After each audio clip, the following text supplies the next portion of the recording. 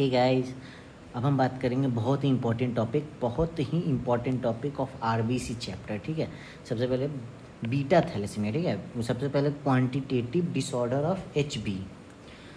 Quantitative disorder ये सब मैं बता के आपको बोर नहीं करूँगा, क्योंकि आपने 12th में सब पढ़ रखा है। एचबी 2 अल्फ़ा 4 अल्फ़ा जीन से बनता है, 2 बीटा जीन से बनता है, क्रोमोसोम 16। ये 4 अल्फ़ा है तो 4 × 4 आप याद रख सकते हो 16।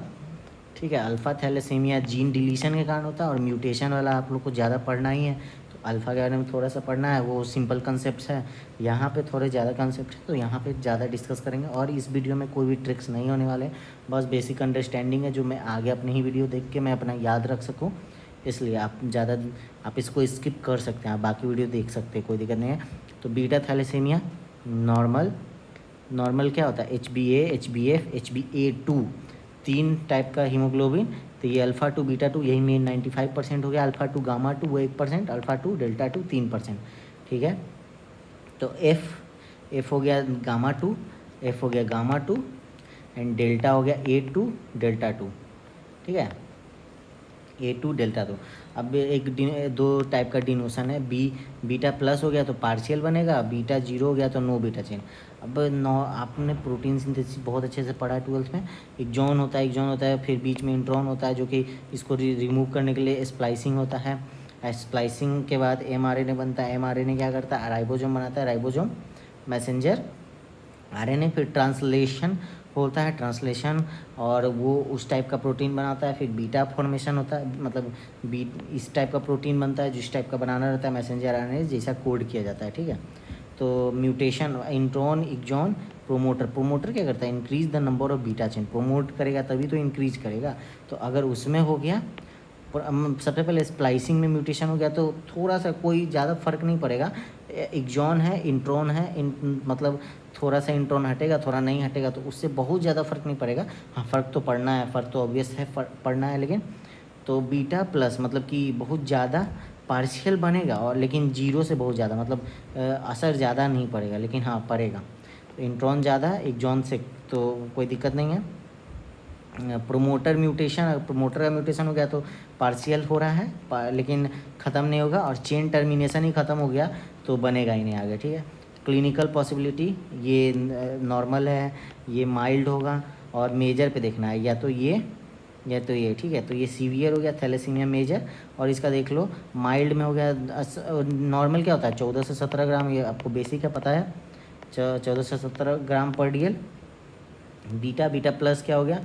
थोड़ा घटाते जाओ, 10 ग्राम पर DL, फिर 6 से 7 ग्राम पर DL, और 6 से कम हुआ तो माइनर हो गया। 6 से कम हुआ तो मतलब बहुत ज़्यादा दिक्कत हो गया तो मेजर हो गया। अब बीटा थैलेसीमिया मेजर के बारे में पढ़ना है। ये सारे इंपॉर्टेंट टॉपिक है, आपको याद रखना ही है। ठीक है, तो bone marrow, relative access of alpha chain. क्या हुआ? बीटा का तो फॉर्मेशन हुआ नहीं, तो क्या हो गया? अल्फ़ा ज़्यादा हो गया।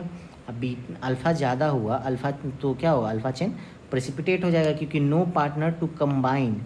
मतलब अगर उसके पास कंबाइन करने के लिए अल्फ़ा बीटा से कंबाइन करेगा। अब बताया था मैंने, बाकी सब कम परसेंटेज में होते हैं। गामा कम होता है, डेल्टा कम होता है, तो गामा और कम होता है, डेल्टा कम ही होता है। ठीक है, तो अल्फ़ा चेन प्रेसिपिटेशन हो जाएगा। अब अल्फ़ा चेन प्रेसिपिटेट होगा तो क्या करेगा? वो नॉर्मोब्लास्ट को डायरेक्ट करेगा। आरबीसी का रेटिकुलोसाइट ये सब का पहले स्टेज है ना, पहले का स्टेज, तो वो अगर डैमेज हुआ तो क्या करेगा? आरबीसी बनेगा ही नहीं, मतलब पहले का ही स्टेज नहीं है तो आरबीसी बनेगा नहीं। नॉर्मोब्लास्ट में न्यूक्लियस आ जाता है, वही वाला स्टेज है। तो क्या कहते हैं, नंबर ऑफ एक्चुअल आरबीसी कम हो जाएगा। तो तो इनइफेक्टिव इरिथ्रोपोइसिस को बोलेंगे।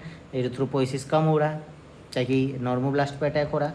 अब ये ज़्यादा है। ठीक है, अब थोड़ा सा क्या होगा कि अल्फ़ा चेन ज़्यादा हो गया तो सर्कुलेशन में भी चला जाएगा। अब सर्कुलेशन में गया तो स्प्लीन उसको पकड़ लेगा। अब स्प्लीन पकड़ के वहाँ पे एक्स्ट्रा वस्कुलर हीमोलिटिक एनीमिया हो जाएगा। अब ये दोनों हो जाएगा तो सीवियर एनीमिया।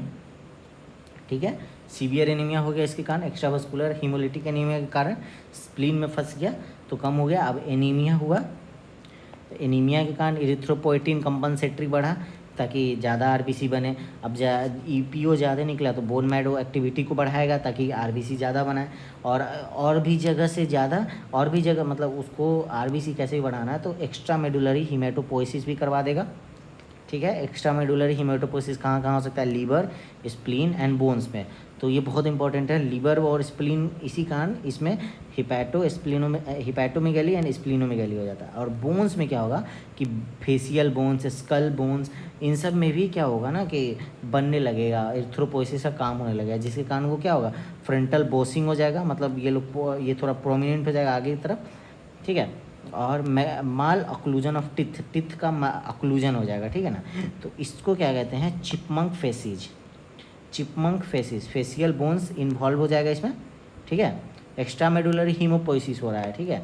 बोन मैरो के अलावा, मतलब जहाँ जहाँ होना चाहिए उसके अलावा कहाँ कहाँ हो रहा है, तो फेशियल बोन्स में, स्कल में हो रहा है, तो क्या हो जाएगा, फ्रंटल बोसिंग, फ्रंटल बोन इन्वॉल्व रहेगा। तो और मैल ऑक्लूजन ऑफ टिथ, तो इसको कहेंगे चिपमंक, चिपमंक फेसिस। चिपमंक को आपने देखा होगा उसका किसी कार्टून वार्टून में, तो उस टाइप का हो जाएगा चिपमंक फेसिस।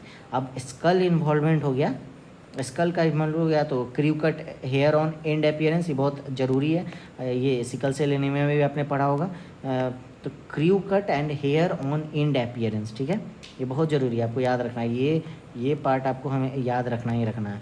अब देखो, रिलीज ऑफ आयरन ज़्यादा हो गया कि बोन मैरो एक्टिविटी बढ़ा, और आयरन अब्जॉर्प्शन भी ज़्यादा हो गया इरिथ्रोपोइटिन के बढ़ने के कारण। मल्टीपल ब्लड ट्रांसफ्यूजन होगा, मतलब उसका ज़्यादा ज़रूरत होगा, मल्टीपल ब्लड ट्रांसफ्यूजन का मतलब ब्लड ट्रांसफ्यूजन का बार बार इसको ज़रूरत होगा, जिसको ये मेजर होगा, ठीक है।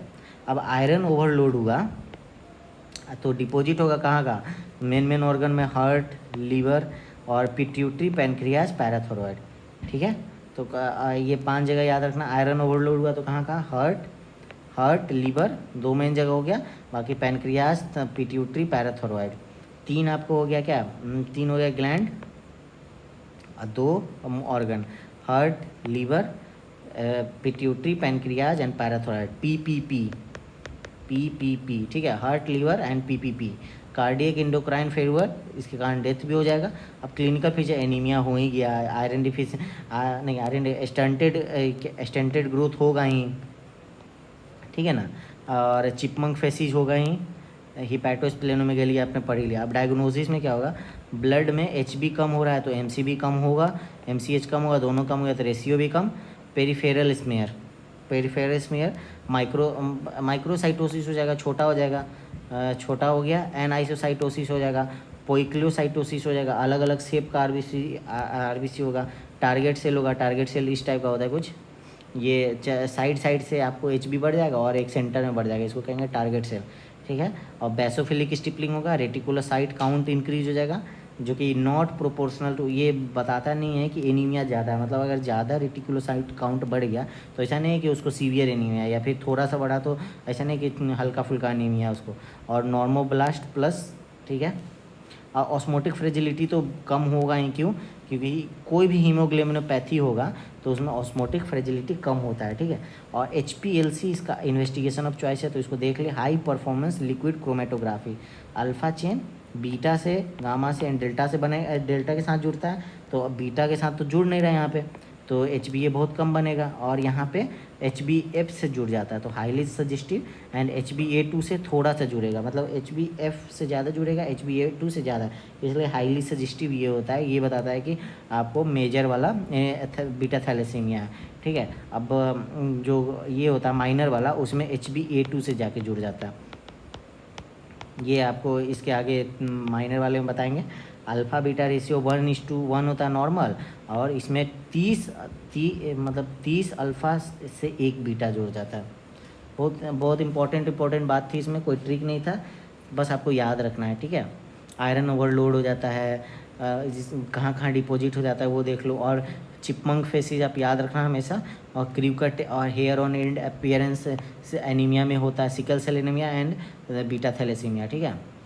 और नॉर्मोब्लास्ट पे अटैक, डायरेक्ट नॉर्मोब्लास्ट पे डैमेज होगा, और नंबर ऑफ एक्चुअल आरबीसी घट जाएगा, और एक्स्ट्रा EVH मतलब एस्केप इन सर्कुलेशन, तो ट्रैप्ड इन स्प्लीन हो जाएगा, और एक्स्ट्रा मेडुलर हीमेटोपोइसिस के कारण frontal bossing malocclusion of teeth, chipmunk facies, आपको बस ये याद रखना है।